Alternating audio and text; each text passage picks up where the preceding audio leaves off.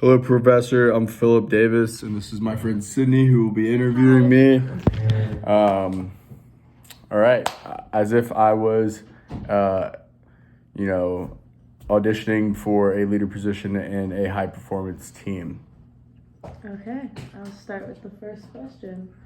Do you think the ability to embrace change is a role for a leader?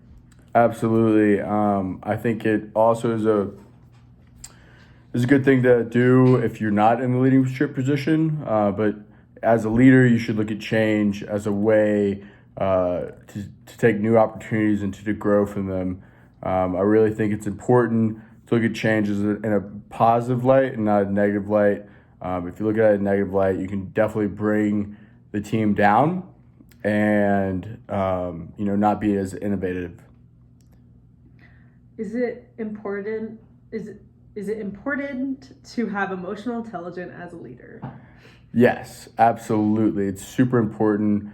Even if you're on the team itself, you should have some emotional intelligence about yourself and about the people you're working with, especially in the day and age that we live in today. It is the leader's position to take note to any things that people might get offended by. Today's day and age, sex and race are two big conflicting topics that oftentimes people get offended by. So it's very important to be mindful and have that ability to understand what people are going through and work through that with them.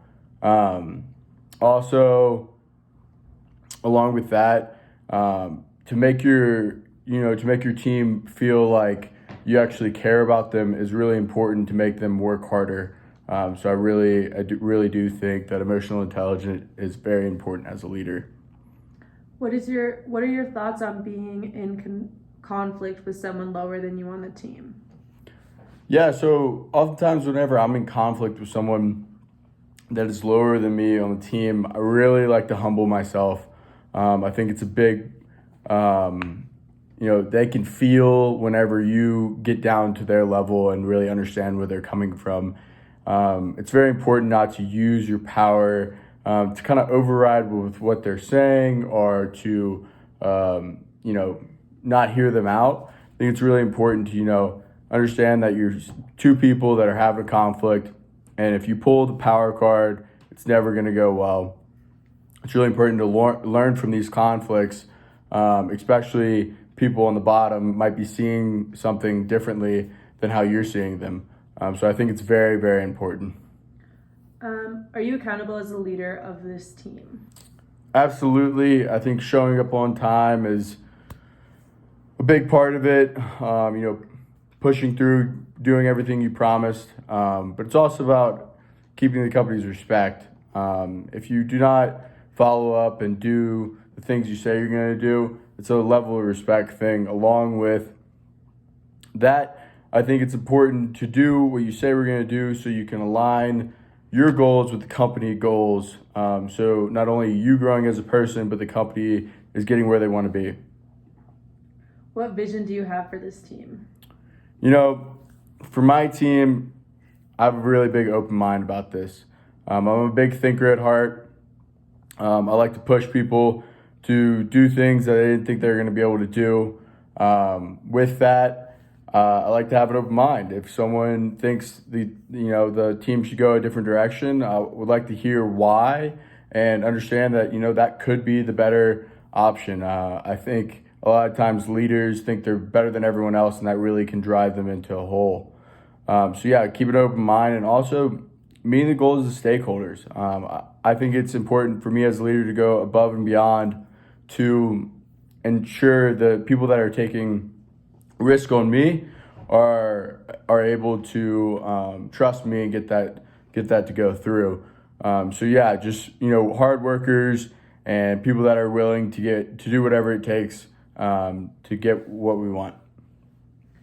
Does the unknown scare you as a leader? Absolutely not. I believe it's really important to have courage when faced with the unknown. I think it's very important for us to take on the unknown as a positive and to really look at things as if you could change the world every time you're faced with something like the unknown. I think it's very, very important to take on the unknown head on and really embrace it. So yeah, When you're faced with the unknown, are you complacent? absolutely not. I think even though you don't know what's going on, I feel it's important to be flexible and willing to work around the problems, but not be complacent, not be, doing things that are not in your line of sight. But also being flexible and being understandable of what's going on is very, very important whenever you're faced with something like the unknown. What does technology mean to you? Technology is huge in this day and age. I think it's very important to have a team that knows the technology that we're using. Me personally, I think everything's going digital and it's making everything easier and faster and quicker. I think it's very important for our team to use technology to communicate along with everything we do. Also, along with that, I'm not the best at technology, but I'm willing to learn, especially with technology. I like to be hands-on.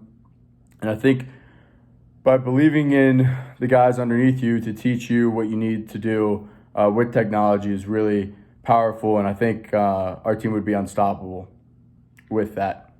So, would you say that you're an intuitions kind of guy? Absolutely. I think intuition's really about, adapting. And I think meeting with people, collaboration is really important. Are you able to collaborate? Absolutely. I think this is one of my strong suits. Collaboration has benefited me in the past and benefits me right now. I think being able to meet with people in different fields is very important to learn new things, to get into other people's line of work and to understand what they're doing with to help you is very important. But yeah, collaboration is very important in our team and with other teams. And so when you collaborate, what is the most important thing for you? I think the most important thing for me is the willingness for other people to teach and people being able to learn quickly. I think with that, no one's going to be, getting annoyed with each other. I think it's really an effort thing, putting in effort to help each other. What makes you want to work for someone? What makes me want to work for someone is someone that is really authentic. Being really real with me, it might come out harsh, but I really like someone that will tell me exactly what they're thinking and also is true to themselves. And also not trying to impress me and not worrying about failing me. I think it's really important that people are okay with failure. In our team, we see failure as a way to change and a way to grow. I don't look at failure as a bad thing. So what is something that makes for a good team to lead with? I think focus is something really important for you to be as a team leader. I think everyone else kind of picks up on that vibe and does the same thing. And lastly, what are the critical success factors of these future high-performing teams? So the last 14 things we talked about, I think, are all really important success factors, and I hope to see them in my heart before to see them. Thank you so much for meeting with me.